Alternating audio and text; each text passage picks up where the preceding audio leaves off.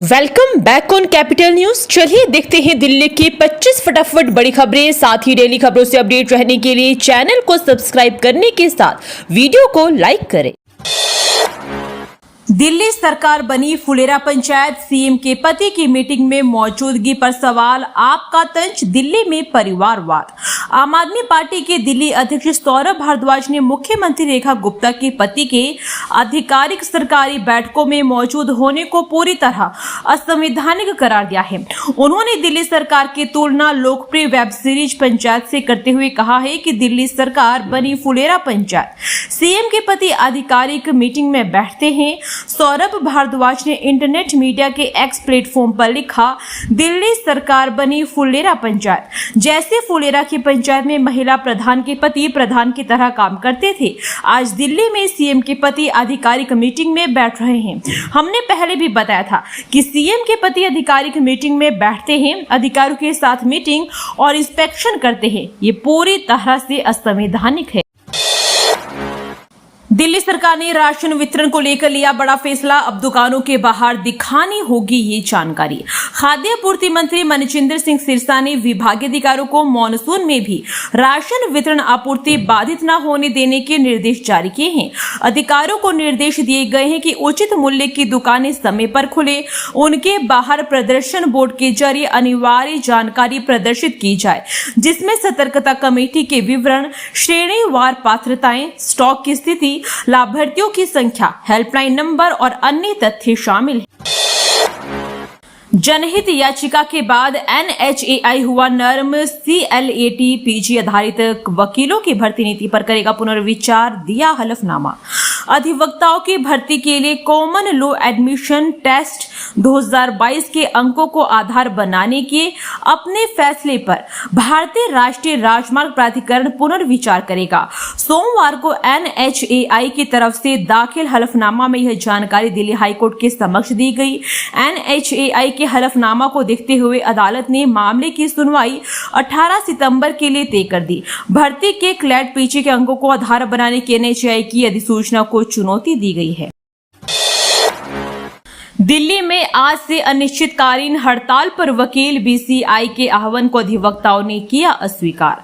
थाने से video conferencing के माध्यम से पुलिस को साक्ष्य पेश करने की अनुमति देने से जुड़े मामले में 8 सितंबर को प्रस्तावित हड़ताल को स्थगित करने के बाद काउंसिल ऑफ इंडिया के आह्वान को ट्रायल कोर्ट के अधिवक्ताओं ने अस्वीकार कर दिया है।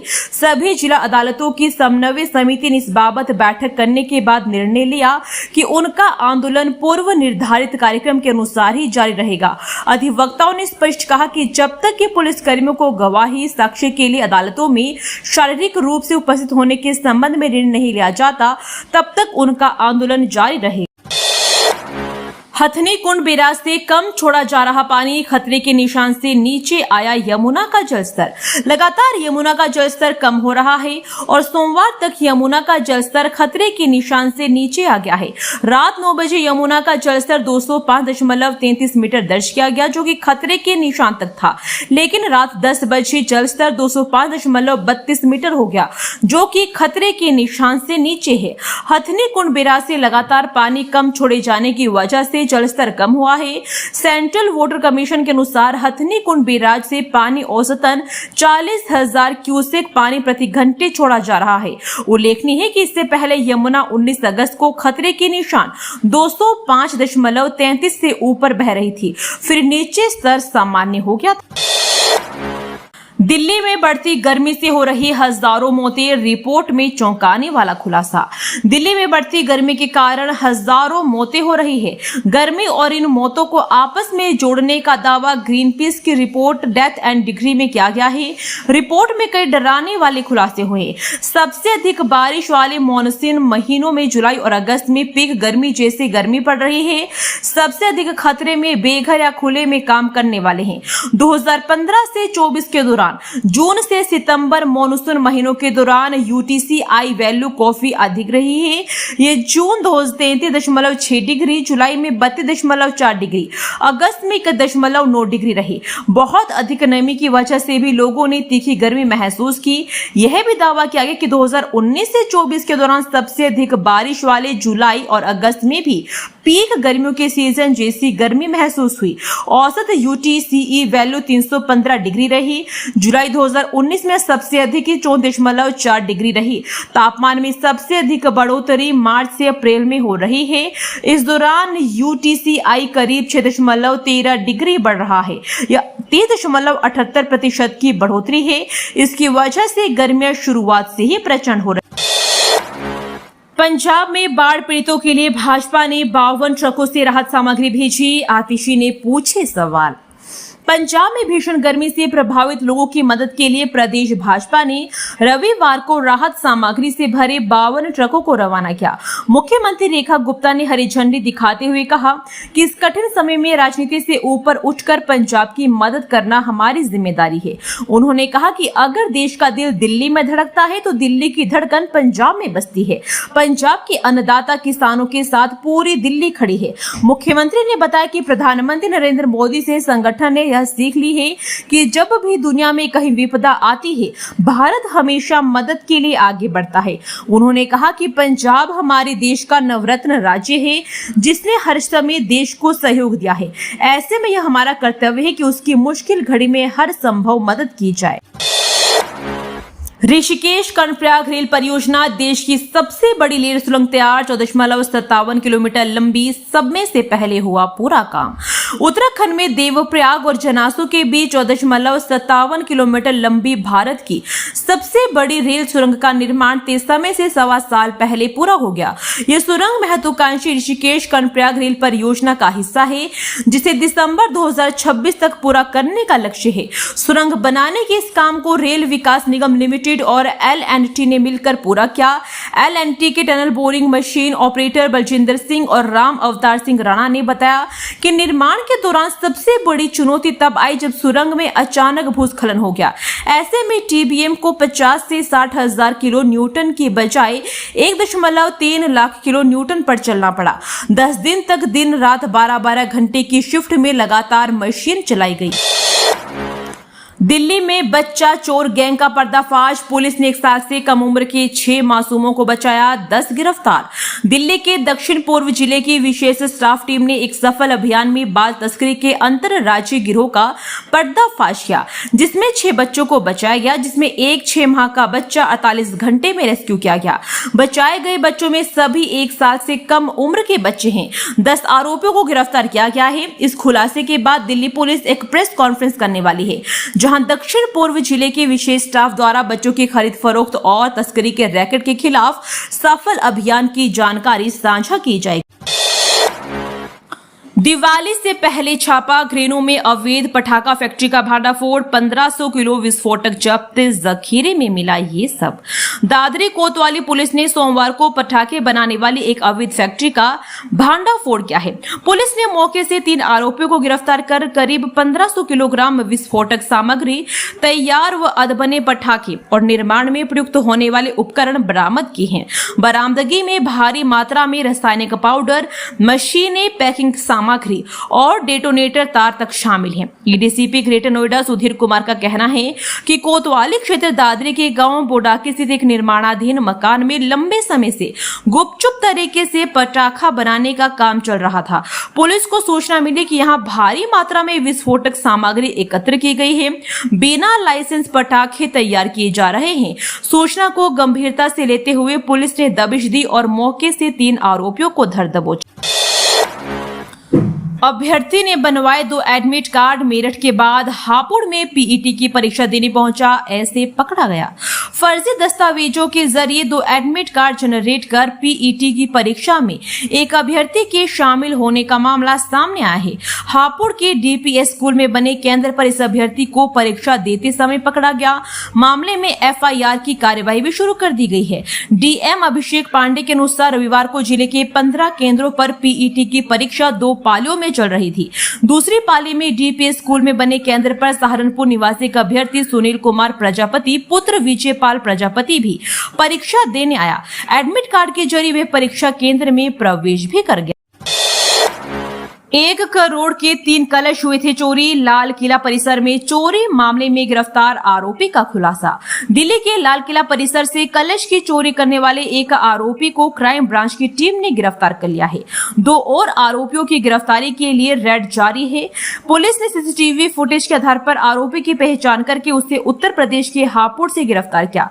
वहीं आरोपी से प्राथमिक पूछताछ में खुलासा हुआ है कि एक नहीं सोने के 3 कलश चोरी हुए थे, जिनकी कीमत 1 करोड़ रुपए से ज्यादा है। पुलिस सूत्रों के मुताबिक तलाशी में आरोपी से कलश बरामद कर लिया गया है। आरोपी जैन समाज से ही है, क्योंकि सीसीटीवी में दिख रहा है शख्स जिस तरह से धोती और चुन्नी पहने हुआ था उस तरह के तैयार होकर जैन समुदाय के लोग अनुष्ठान और पूजा करते हैं। बेहद प्लानिंग के साथ वारदात को अंजाम दिया गया था। चोरी 3 सितंबर को जैन समाज के धार्मिक कार्यक्रम के दौरान की गई। आरोपी कलश और गहने एक बैग में भरकर ले गए। आपकी मांग कपास पर वापस 11% इंपोर्ट ड्यूटी लगाई जाए, बोले अरविंद केजरीवाल। केंद्र सरकार ने अमेरिकी कपास पर 11% इंपोर्ट ड्यूटी माफ करने का फैसला लिया है। दिल्ली के पूर्व सीएम अरविंद केजरीवाल का कहना है कि सरकार ने देश के किसानों के साथ बड़ा धोखा दिया है। केजरीवाल का कहना है कि इस फैसले से अमेरिकी कपास की कीमत हमारे किसानों की कपास से 15 से 20 रुपए प्रति किलो सस्ती हो जाएगी। आगे उन्होंने कहा, हमारे किसानों को कपास का दाम 900 रुपए प्रति मन से भी कम मिला है। इससे वे आत्महत्या करने को मजबूर होंगे। अडानी एंटरप्राइजेस को बड़ी राहत। दिल्ली कोर्ट ने अपमानजनक सामग्री प्रकाशित करने पर लगाई रोक। अडानी एंटरप्राइजेस लिमिटेड को बड़ी राहत देते हुए दिल्ली की एक अदालत ने कुछ पत्रकारों और अन्य लोगों की कंपनी के खिलाफ असत्यापित अपमानजनक सामग्री प्रकाशित करने से रोक दिया है। अदालत ने एक अंतरिम आदेश जारी करके पत्रकारों और विदेश से जुड़े गैर सरकारी संगठनों को लेखों और सोशल मीडिया पोस्ट से कंपनी के खिलाफ कथित अपमानजनक सामग्री हटाने का भी निर्देश दिया। वरिष्ठ सिविल न्यायाधीश अनुज कुमार सिंह वादी द्वारा दायर मुकदमे की सुनवाई कर रहे थे, जिसमें आरोप लगाया था कि प्राणजोय.in, adaniwatch.org और adanifiles.com.au पर अपमानजनक प्रकाशन, संबंधित पोस्ट और वीडियो बिजनेस ग्रुप की प्रतिष्ठा को धूमिल करने के लिए से किए गए हैं। इस मामले में प्रतिवादित परंजोय गुहा Thakurta, Ravi Nair, Abir Dasgupta, Sankhya Das, Ayush Joshi, Bob Brown Foundation, Dreamscape Network International Private Limited, GetUp Limited, Domain Directors Private Limited, Instra के रूप में व्यापार और जोन डो है। भ्रूण पर रिसर्च करेगा दिल्ली एम्स। 5वें महीने क्यों हुआ गर्भपात, दिल्ली की महिला ने किया दान। अंगदान के बारे में सुना होगा, लेकिन क्या आपने भ्रूण दान के बारे में सुना है?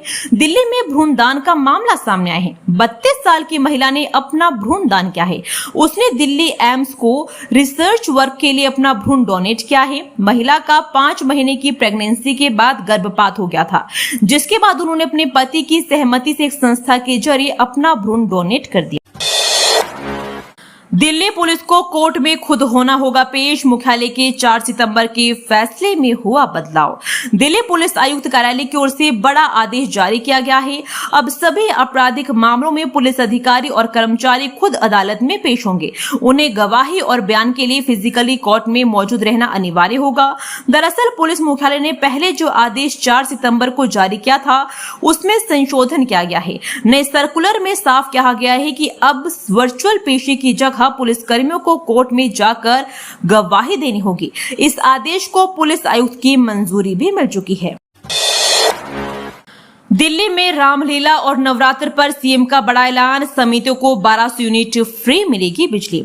दिल्ली में रामलीला और नवरात्र को देखते हुए सीएम रेखा गुप्ता ने बड़ा ऐलान किया है। सीएम ने समितियों को 1200 यूनिट बिजली फ्री देने का फैसला लिया है। सीएम रेखा गुप्ता ने कहा कि हमने तय किया है कि जिस तरह कांवड़ शिविरों में दिल्ली की समितियों को सहायता दी गई, उसी तरह दिल्ली सरकार अपनी तरफ से सभी रामलीला समितियों को 1200 यूनिट बिजली उपहार में देगी। यही प्रावधान दिल्ली की सभी रामलीला समितियों और दुर्गा पंडालों पर भी लागू होंगे।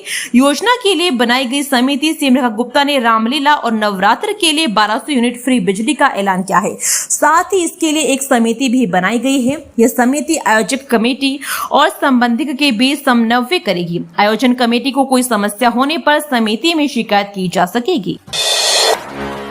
कारोबारी के घर लाखों की चोरी करने वाला नौकर गिरफ्तार, पुलिस पूछताछ में खोले बड़े राज। दिल्ली में 12 खंबा रोड स्थित कारोबारी के घर से लाखों के आभूषण, भारतीय और विदेशी करेंसी चोरी कर फरार नौकर को 12 खंबा रोड पुलिस ने गिरफ्तार किया है। बता दें कि गिरफ्तार आरोपी की पहचान सीतापुर यूपी के रिंकू के रूप में हुई है। मोबाइल जांच में संदिग्ध यूपीआई लेन देन और डिजिटल साक्ष्य में भी शामिल है। संगम विहार स्थित उसके घर से चोरी के सामान भी बरामद हुए हैं। कुछ सामान आरोपित ने अपने गांव भेजा था, जिसकी बरामदगी का प्रयास किया जा रहा। वकीलों के विरोध के बाद बदला फैसला, अब अदालत में गवाही के लिए पुलिस अधिकारी का आना अनिवार्य। अदालत में सुनवाई के दौरान पुलिस अधिकारियों को मिलने वाली छूट का विवाद अब थमता नजर आ रहा है। वकीलों के विरोध के चलते एलजी के इस आदेश को निरस्त करने पर सहमति बन गई है। इसलिए अब से सभी पुलिस अधिकारी प्रत्यक्ष रूप से अदालत में उपस्थित होकर गवाही देंगे। इस संबंध में प्राप्त जानकारी के अनुसार दिल्ली बार एसोसिएशन की कोऑर्डिनेशन कमेटी की लंबित मांग का स्वीकार कर लिया गया है। अब से सभी पुलिस अधिकारी प्रत्यक्ष रूप से अदालत में उपस्थित होकर गवाही देंगे। इससे पहले वकीलों ने पुलिसकर्मियों की गवाही को लेकर अदालत में गैर उपस्थिति के विरोध में सोमवार को सभी जिला अदालतों के कामकाज पूरी तरह ठप रखने का निर्णय लिया।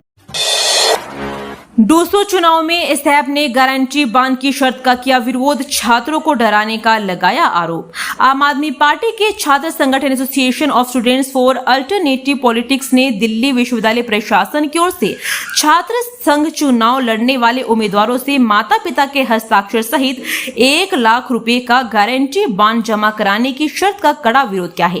एसएफ के राष्ट्रीय संयोजक ईशना गुप्ता ने कहा कि कोर्ट ने पहले डीओ के 1 लाख रुपए के बांड जमा कराने के आदेश को रद्द किया था, लेकिन अब प्रशासन ने छात्रों पर गारंटी बांड की नई शर्त थोप दी है। जिन छात्रों के माता पिता दिल्ली के बाहर रहते हैं, वे 10 सितंबर तक यह बांड कैसे जमा करेंगे? यह शर्त गरीब और महिला छात्रों की भागीदारी घटाएगी। 48 घंटे में दबोचे गए शातिर आरोपी, 30 हजारी कोर्ट के पास दिया था वारदात को अंजाम। दिल्ली में थाना सब्जी मंडी पुलिस टीम ने 48 घंटे के भीतर 30 हजारी कोर्ट के पास से ट्रांसपोर्टर का मोबाइल झपटने वाले 2 बदमाशों को गिरफ्तार किया है।